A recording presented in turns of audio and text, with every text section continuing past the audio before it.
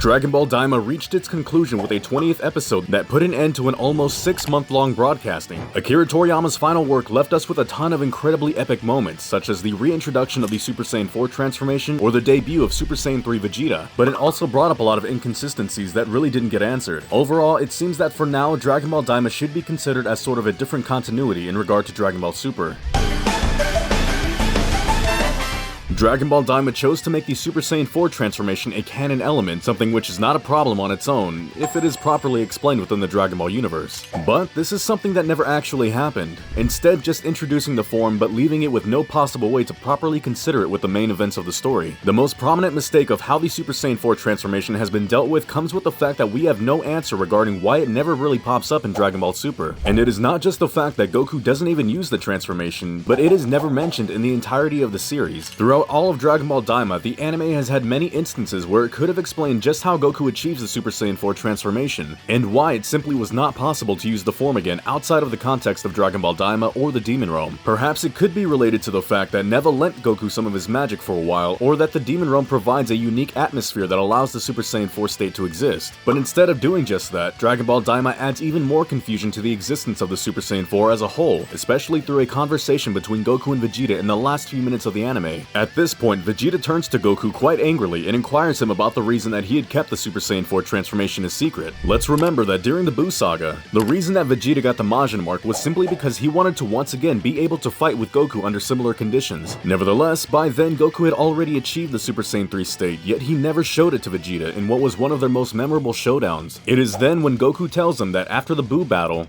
given how strong the Majin was, he decided to keep training in order to get stronger. It was during this new training of his that he somehow felt that there was some sort of newfound strength within himself, yet he wasn't sure how to make it work. Therefore, it is to be understood that Goku acknowledges the fact that he was aware of the possibility of a new transformation, but again, this is never even remotely considered within the Dragon Ball Super storyline. The most shocking fact about how the Super Saiyan 4 transformation has been introduced in Dragon Ball Daima is that by the end of the anime, Goku shows that he is indeed able to transform into the state at will. This implies that even though at first he requires Neva to magically trigger the transformation within himself, from that moment onwards he can summon the Super Saiyan 4 whenever he wishes to. He doesn't state a single restriction at any point in time, and Neva also doesn't seem to need to address absolutely anything at all regarding the form that got to exist because of the sudden power-up he provided.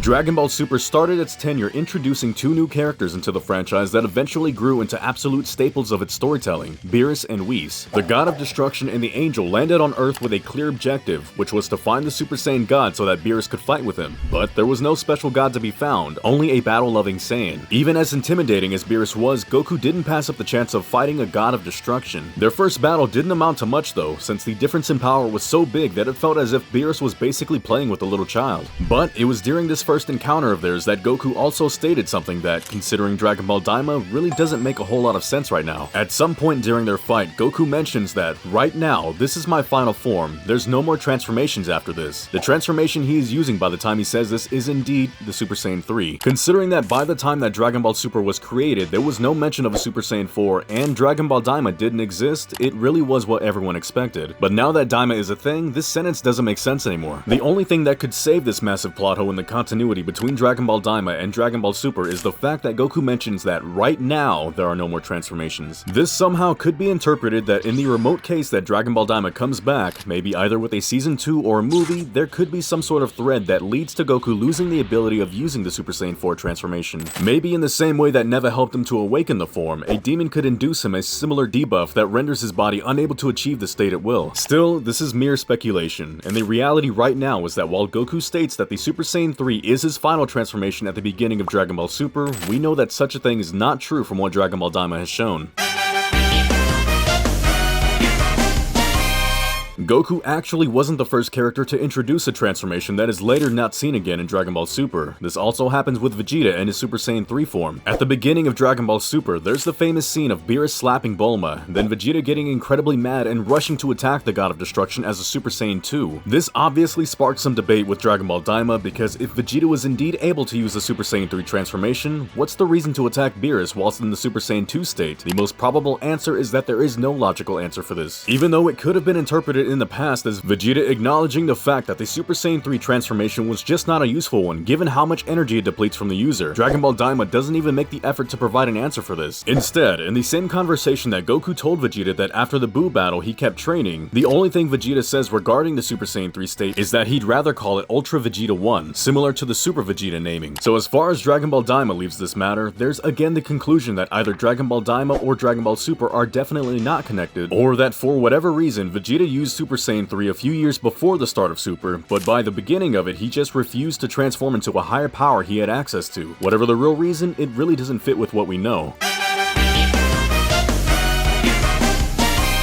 Another aspect that Dragon Ball Daima changed from what we knew in Dragon Ball Super is how and when Shin and Kibito unfuse. In Dragon Ball Super, there's two different timelines for when they actually unfuse, with the manga having this happen at an early stage of Dragon Ball Super, and the anime dealing with it more or less after the events of the Resurrection of Frieza movie. Even though there's slight variation in Dragon Ball Super, the concept behind it remains the same. Shin and Kibito unfused by using the Dragon Balls at some point during the first half of Dragon Ball Super, but in Daima this is completely changed. Right at the beginning of Daima, we see that both Shin and Kibito are already unfused, and considering that Daima takes place several years before the beginning of Dragon Ball Super, this is obviously no minor gap unlike the difference in the Dragon Ball Super anime and manga. But it is not only the timing of the unfusing that gets changed within Dragon Ball Daima, the method that they use to complete the process is also different. Previously, as mentioned, Shin and Kibito put an end to their fusion thanks to the power of the Dragon Balls. Even though a fusion between kinds was supposed to last forever, it made sense that a divine being such as the Dragon Ball's host had the ability to terminate this weird magical effect. In Dragon Ball Daima, it is explained that the method they use to unfuse is being absorbed by Majin Buu, then having the unique atmosphere of the Majin's interior complete the procedure. Now this explanation actually makes sense from what gets seen during the Vegeta Buu fight. It is not the fact that it is hard to understand, but rather the change of the reason itself as well as the timing of it. How is it even possible for the Daima anime to end with Shin and Kibito still separated, yet the Dragon Ball Super anime showing us that they unfuse at some point during the first half of the story, when that first half takes place several years after the events of Dragon Ball Daima? Could Shin and Kibito fuse again for some reason?